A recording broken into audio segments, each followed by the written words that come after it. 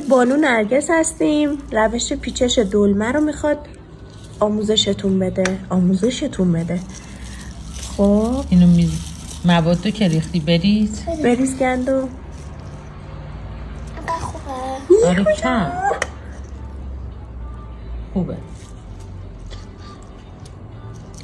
خب بعد اطرافش اینجوری جمع کن. خب خوبه. بالا رو میار روش. خب اینطوری که شد مشما رو بیار روش، دستتو بذار جلو مشما، همه رو برعکس میره. بکشش. وقتی میکشی اینجوری رولی میره. در مدالا ایجا کدل مدالا. ببینم پایان کارو. نه ببین اینجوری. البته خوب شد. آره خوبه. پاهاشو چجوری درست کرده؟ دلمه درست. مامان میخوام بهت یاد بدم دلمه رولی درست کنی. بله.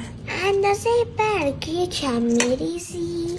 بیشتر این مواد بیشتر بریزی. ماما از اون مراش میزنه بیرون. خب باش. بعد از این ور میزنی، از این ور میزنی، از پایین میزنی. بعد میکشی روش، دستتو میذاری میکشیم. کج رفت. میکش کج رفت وایسا. میکشی تا در بیاد. ببینم.